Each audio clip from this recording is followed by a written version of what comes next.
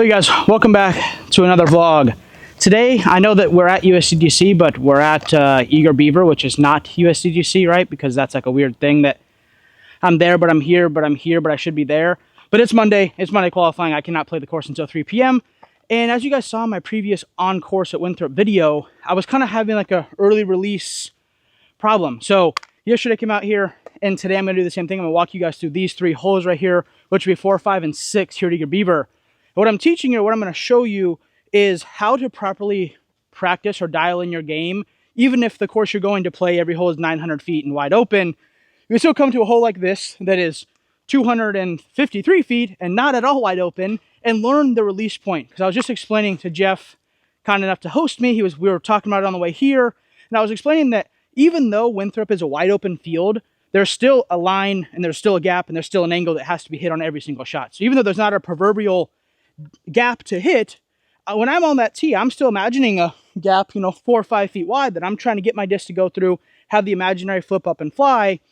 And this is a course where not everybody has access to this. I get that, but go to a course where there are woods and try to imagine shots and try to get yourself dialed in to throw that angle and that line, because at the end of the day, no matter what, there's an angle and there's a line on every single shot, whether the course is wide open or not. So in throwing a 13-speed driver or a Halo Emperor or whatever it is, there's still the line and there's still the gap. So coming to a course like this, a lot of people would probably say to do a standstill.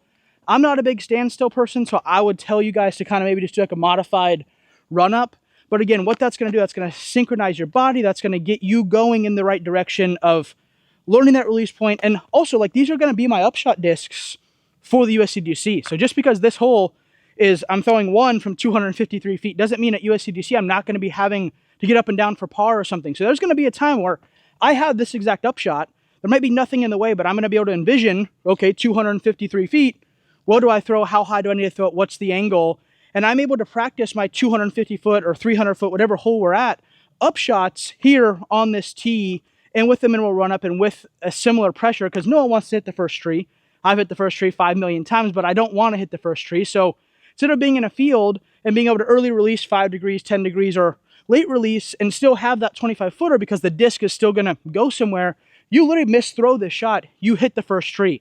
So this is giving you instant feedback. It's showing you what your discs are going to do, and it's going to help you overall dial in your body, the way that things are going to fly. And being here yesterday versus my first day at Winthrop literally helped me.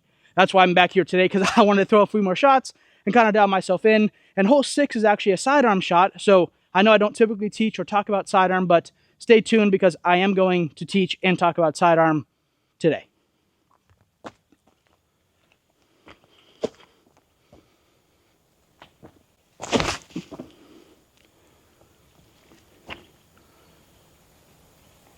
Literally just hit the pole.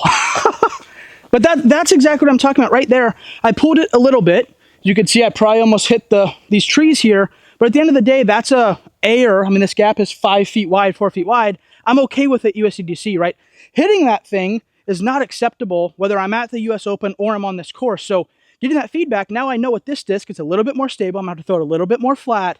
And I get instant feedback on how close I am to my ideal thing here. Because I want to be hitting this within reason right down the middle. I don't want to be that close to the right or the left, because as you start to do that same miss and the basket's 400, 500 feet away, that angle is going to become bigger, which is going to make your dispersion bigger, which is going to make your shot from being a 30-footer for birdie, you're in the hazard, and now you're putting for par or bogey. So it's good feedback. Even though I threw that perfect, it was a little bit to the right. Right down the middle. So that's what I'm talking about. Let's go over to the next hole, which is a lot longer of a hole, and I'm going to show you guys kind of how to turn this into dialing it in on a hole where you have to actually throw the disc closer to full power. Hey, as always, you guys, make sure to head over to infinitedisc.com to support my sponsors, also Squatch Bags, GibsonDiscGolf.com. Let's get on over to hole 5, and let me show you guys how to implement this into a full run-up and a hole where you actually have to use some power.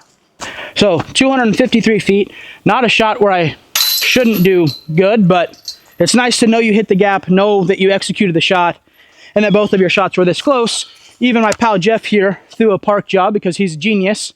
But yeah, you want to make sure that you're utilizing the area you have. And like I said, this is a perfect practice course because I get to see immediate feedback on I'm trying to go straight down the middle. how close to either side am I? And then at this distance and at this run-up speed, what are these discs doing not affected by the wind? And where there is that little bit of pressure, not tournament pressure, but the pressure of no one wants to hit the dang first tree. Hole 5, about a 300-foot hole. Jeff actually just asked a really good question that is something you guys might be wondering as well, is when do you switch to a different disc? So when I'm doing, I'm just going to call this a drill because I'm not playing a tournament here, I'm just working on my game.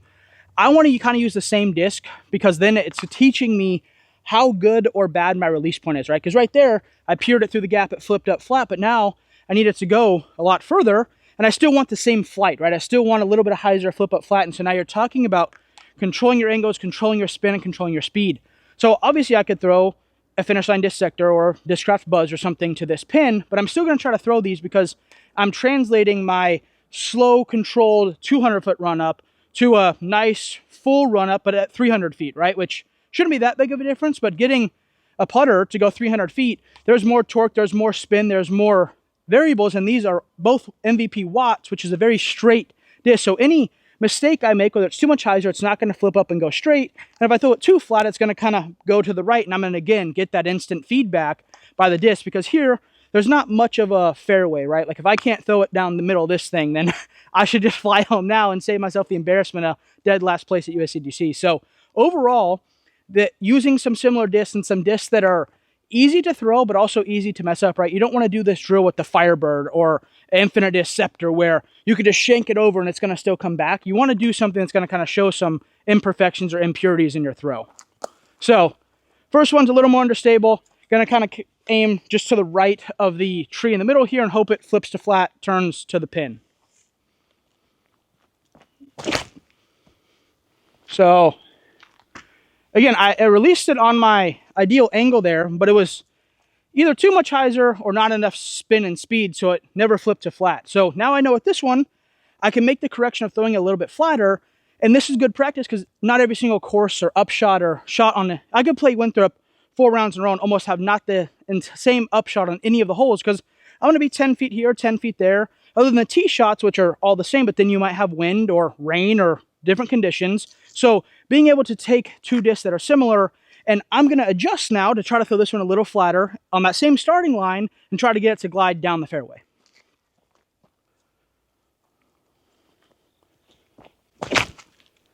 Okay, well, so here's what I learned. When I try to throw a little flatter, which is what I talked about in my previous YouTube videos from my back being injured, is the flatter I go, the goal, I'm still kind of releasing low and left. So right there, I threw it perfectly flat, but I missed my line low and left, right? So there's some aspect that I just learned from that of throwing hyzer flip. A little bit of that hyzer release is going to help me this week, right? And if I was at Winthrop, that shot right there, it was going to be 10 feet from the pin. So I wouldn't have thought, wow, I misreleased that. Oh, I did something not that great. But I have instant feedback here of knowing how my two discs fly, knowing how I typically would throw them, and then being able to see what's going on, even though this is a short wooded course. It's going to help me dial in my game for USCGC, where we are going to be in 2 hours. Welcome to the gauntlet. As you guys know, sidearm is not my forte. Never was, never has been, and probably never will be.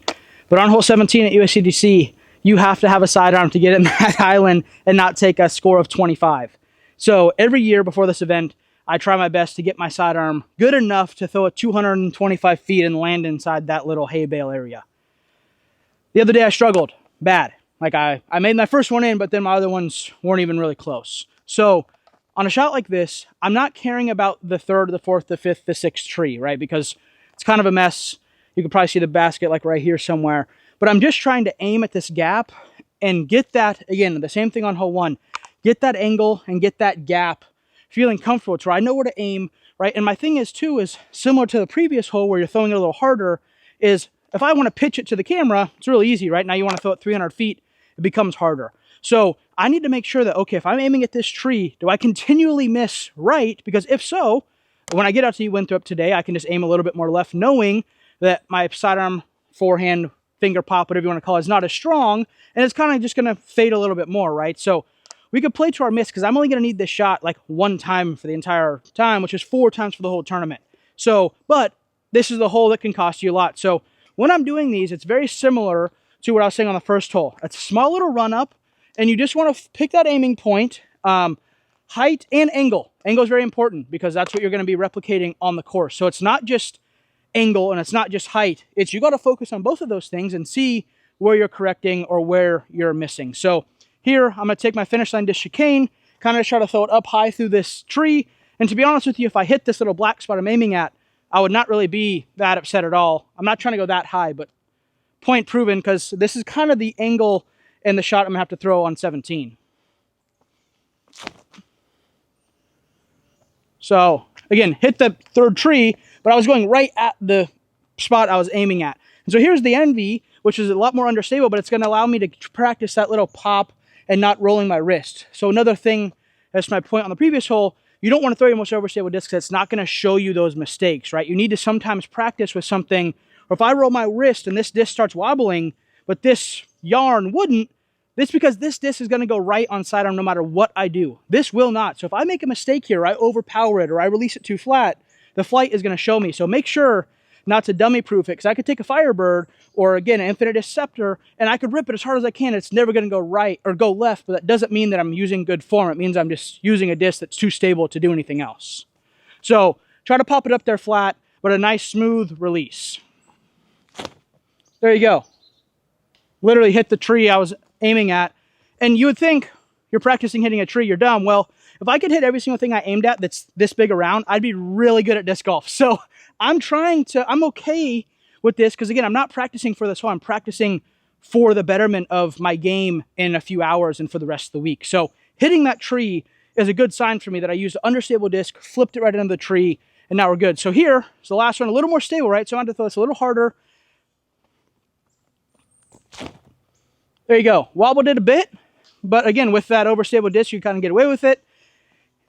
And to be obvious, when I'm throwing that shot at USDC, I'm going to be using an overstable disc. So that little bit of wobble isn't a worry. I still hit my line. I still hit the gap. Thank you guys so much for tuning in. I'm Drew Gibson. Hopefully this helped you, and I will see you in the next one.